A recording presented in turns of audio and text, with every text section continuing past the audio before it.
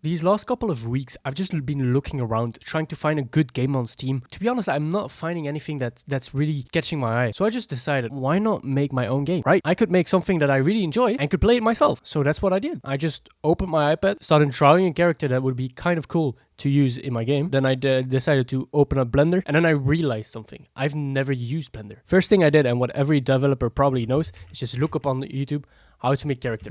Yes. And I ended up with this. It's definitely not perfect. I could definitely make something better if I get more used to Blender, but it's the first thing I made and I think it's kind of cute. I first had to rig my character, something I've never done. It took me a long time to rig it, and then once it was rigged, it didn't work. What a shock.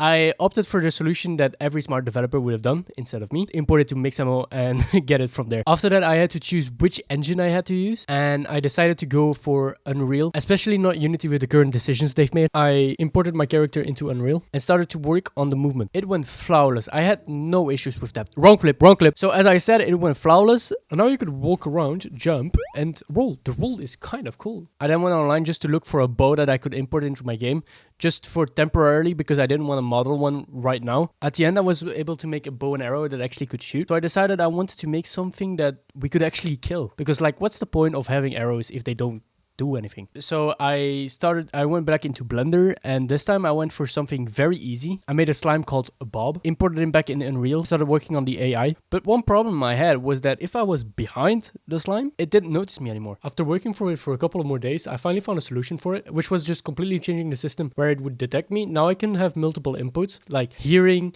seeing, and feeling damage. After that, I just added an HP bar right above his head. But now I had to make the arrows work so that it would kill him. Yes, sadly, Bob has to die. Once I made it that the slime could die, I made a bigger slime where once it died, it would randomly spawn other smaller slimes. I don't know if I will keep this, but I thought it was kind of looking nice. Now that I finally could kill the slime, I thought it would be good that the slime could also hurt me. So I added an HP bar that I drew myself. It's just a concept base. I'm still gonna change it. After making it work, I made it so that when you die, the character would just ragdoll. Something I also wanted to add was XP levels. So I added an XP bar right under the health bar so that when I killed the slime, it would give me some experience. I had already gotten this far, but I had no clue what this game would be about. And so I wanted to start actually thinking about what the game would be, because I keep forgetting what my dreams are. So I have no idea what my dream game is. And so I came up with this idea where the world would be procedurally generated. And so when you start the game, you would be able to choose different classes. So I wanted to start working on one of these classes, which was an assassin, which would have small daggers. So I tried making my own with a program that's called Rococo, where I would be able to film myself and transform that into an animation. Yeah, it didn't go as well as I had planned. After trying to make this work for a couple of days, I let it go, and I wanted to look at something different than just the starter level of the third person character in Unreal. So I decided to make trees and grass. The first tree I made was not the best one, but then I got better at it, and I made these two trees, which look absolutely gorgeous in my opinion. After that, I wanted to continue with making the grass. So I made this grass in Blender, which took me way too long. So I looked into some tutorials on how to make it wave, how to make it color, nice color and everything. And at the end, I had this result. I implemented the trees on and the grass on a basic level just to get the feel of how it would look. And it actually looked crazy good. I was kind of satisfied of myself. But later on, I will have to optimize all the polygons and everything. But for the moment, the game is small. I'm just gonna do that later. Something you will notice a lot of me is that I procrastinate everything that's actually needed to be done first. And I kind of start with the fun stuff instead. I decided it was time to finally add a new class, the mage, which first of all I made a staff for,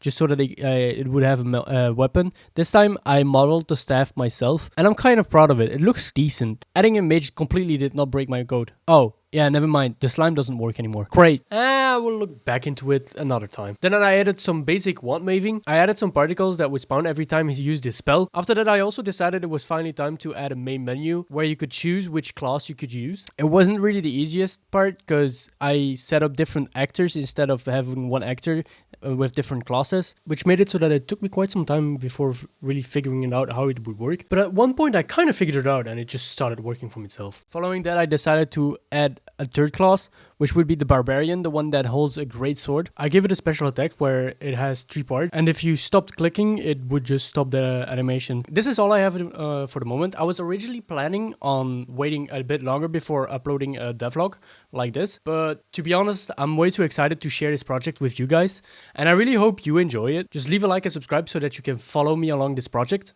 And I hope to see you in the next devlog.